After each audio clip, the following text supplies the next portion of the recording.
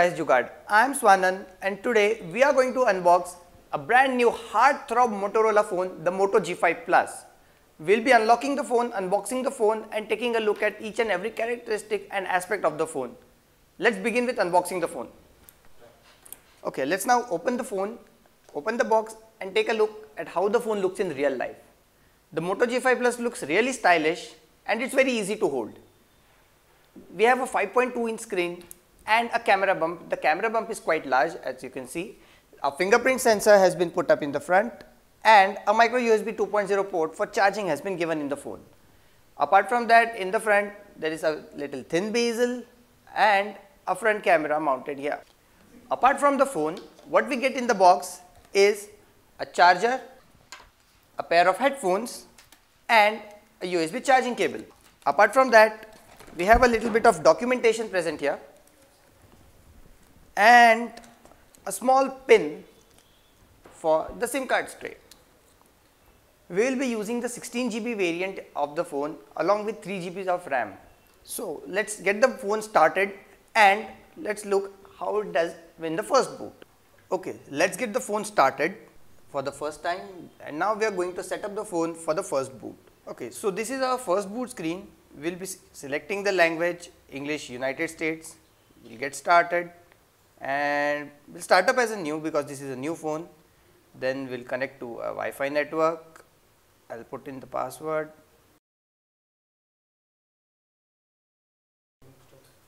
Okay, we will now accept and continue the Motorola privacy policy and then we will log into the Google account. I will be using our own Price Jugaad Google account to log inside and you will have to use your own.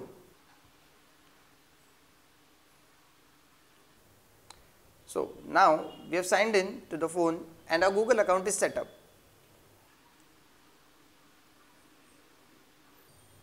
Okay, so there's one peculiar feature that it asks you to add your fingerprint right at the first boot. This was a feature which was not present in many phones, but it is a very good feature. We will be using the fingerprint plus patterns setup. We will be using a very plain pattern and I will be setting up my own thumb for the fingerprint. My left thumb.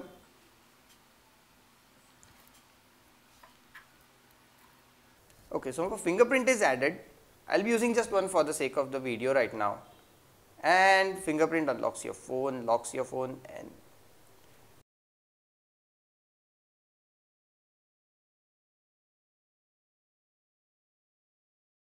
let's just get started. So this is the home screen of the phone. It looks like this on the first boot. As you can see, the UI is quite smooth and sliding on from the left you can directly access the Google app and there are other things. There's a menu option present over here. Now the UI of the phone looks really different. Usually we have to scroll horizontally through the apps, while in Moto G5 Plus we are scrolling through vertically. Now as we can see, many applications like Gmail, Play Store, YouTube, Pushmail, Chrome, etc. all these applications are inbuilt in the phone. Basically we would not have to rely on any third party apps to get our work done. In case you need to use any other applications like WhatsApp or Facebook, Chrome, etc., you can download it from the Play Store. Let us now take a look at what information the phone has. Let's go to settings and open the About Phone. So as you can see here, the model name is Moto G5 Plus, Android version 7.0 comes factory installed on the phone. Let us take a look at the phone status. So we have IMEI information and other basic hardware information is present inside the phone. Taking a look at the baseband version. We have a kernel version 3.18 installed on the phone. The Moto G5 Plus has this 3.10. Now a later kernel basically means more information on the phone, a better software and better conversion of binary data and obviously it will interact better with the system. So as we had predicted earlier, the Moto G5 Plus has Android version 7.0 installed already onto it. Now this was obviously expected because all the Moto G4 Plus phones have received the 7.0 OTA update. The phone, looking at the phone appears pretty much solid. The phone has Android version 7.0 Nougat pre-installed on it. This was expected of all the Moto G5 Plus because Moto G4 Plus has already received the Nougat update, and it has been almost 4 months since all the Moto G4 Plus are running on the Nougat. The phone appears pretty solid built and is pretty easy to hold. The volume buttons are present on the right side of the phone with the screen facing towards you. Also, you can see the power button is just below the volume rockers, just like it is a very common norm now. Almost each and every phone has the volume rockers and the power button on the right side. The speaker grill is pretty much invisible, but you can obviously see the micro USB charging port here and a 3.5 mm jack and a microphone slot. All of these three things are present on the bottom of the phone. The top of the phone, you can see the SIM card tray and a 5.2 inch screen, and the fingerprint sensor is located on the front panel. The camera bump is pretty much large. There is a 12 megapixel autofocus camera and an LED flash right below it. Let's now take the phone for testing in different conditions. We saw many applications were already built in and came pre-installed and optimized. What needs to be seen is the performance of the phone when third-party applications are installed on the phone. We have downloaded a total of 11 applications from the Play Store that you can see over here: Price Jugaad, Book My Show, HDFC Bank, Subway Surfer, Jetpack Joyride, Asphalt 8, Facebook, Ola Cabs, Instagram, Modern Combat 5 Total Blackout and FIFA Mobile. Out of this, Price Jugaad, Book My Show and HDFC Bank are light applications that do not use a lot of resources of the phone. Facebook tends to eat a lot of RAM, Ola Cabs uses GPS, and Instagram, of course, it uses images and videos, so these applications take a lot of mobile resources. Subway Surfer and Jetpack Joyride are light games, while Asphalt 8, FIFA Mobile and Modern Combat are very heavy games. Let's take a look at how the phone performs during each and every of the applications. First, we'll open the Price Jugaad app, which is our own application where you can compare all the phones and prices of all mobiles, cameras, etc. As you can see, the application runs very smoothly just because it is a very light application and it is not a problem for the phone to run this application.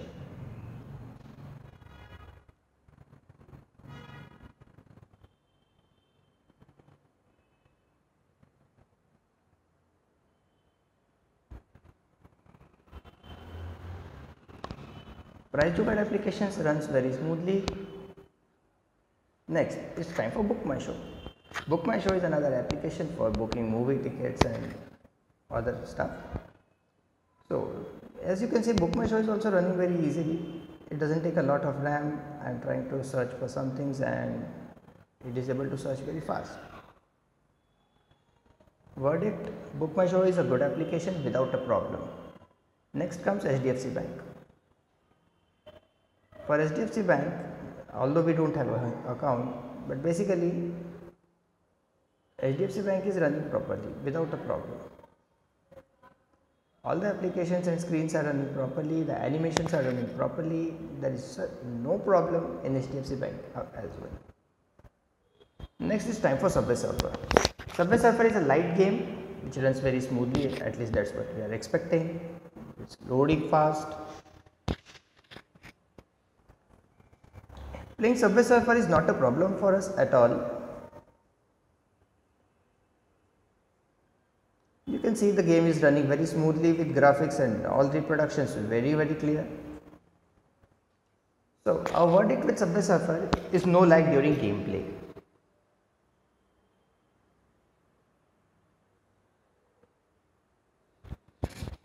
Next comes Jetpack Joyride.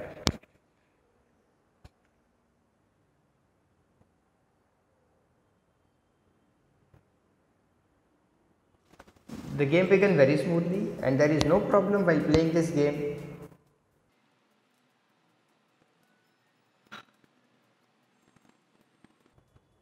So as you can see, even here color reproduction is very good and there is no problem absolutely while playing this game.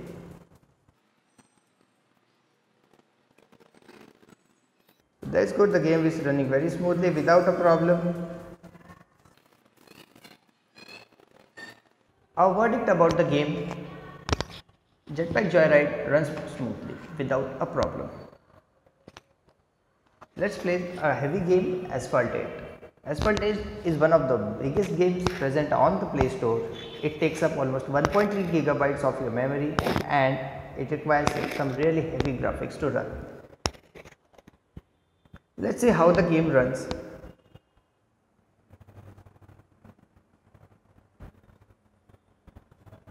We'll be playing a basic race. So far there have been no frame drops, no lags, no problem on the phone side. However, if you will notice the loading screen, it does take a lot of time to load. That was not the case in OnePlus 3T, that was not the case in Samsung Galaxy S7. But apart from that, there are no many major frame drops and I can see the game is loading pretty well smoothly. I am able to play the game nicely without any hassles and the reproductions are very good.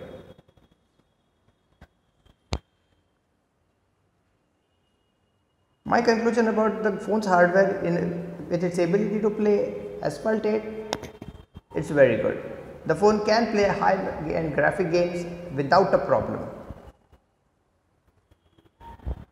Let's now take a look at the Facebook application. I have installed my own account, you will have to install yours.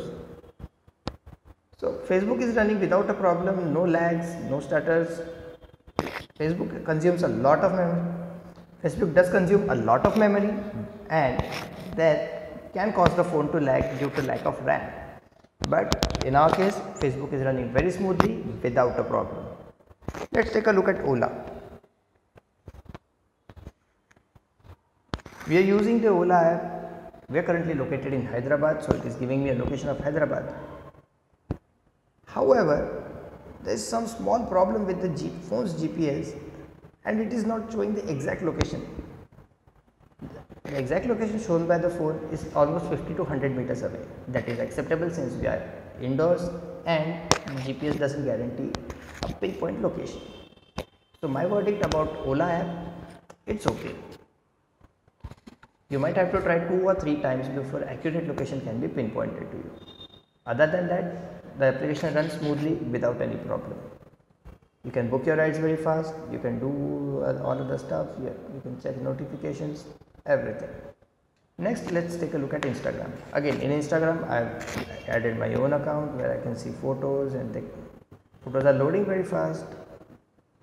Whatever problem I can face, it's all due to the phone's hardware. The phone's hardware runs the app very fast. Whatever glitches are present, they are due to the internet connectivity problems. Other than that, the app runs very smoothly.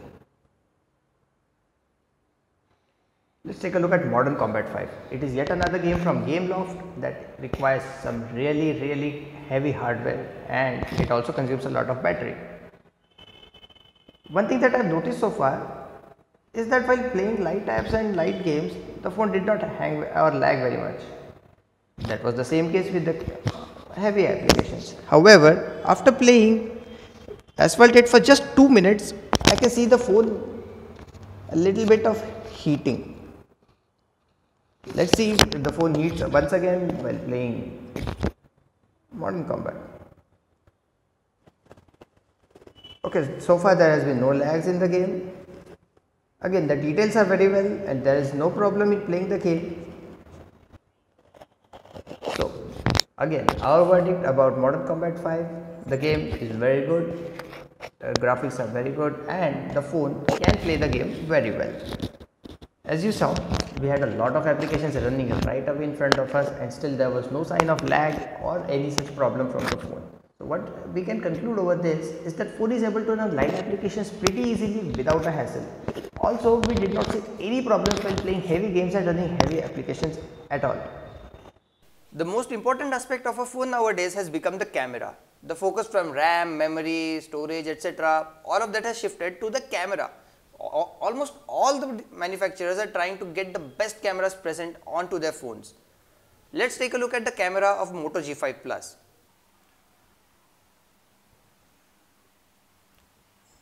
So, as you can see, the camera focuses pretty quickly and is able to focus anywhere at very fast rate.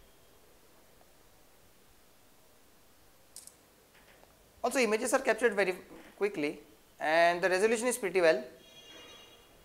I must say Motorola has done a very fantastic job at creating the camera. I am pretty much impressed by the camera, even though it is just 12 megapixel, but still the camera works wonders. Also the images are good, proper focus at right things and right places. Let us take another photograph from far away. So as you can see, even far away pictures are pretty much well reproduced and all the color reproductions is very good. The front camera of the phone. So these were the 6 primary aspects of the phone that you should consider while purchasing a phone. Our verdict about the phone is that we like the phone very much. It gives you a mid-range performance, but the phone works wonders. It is worth every penny you spend on this phone. In case there are any other queries, do not hesitate to leave it in the comment section. We will get back to you. Thanks for watching. If you liked our video, do share and do subscribe to our channel.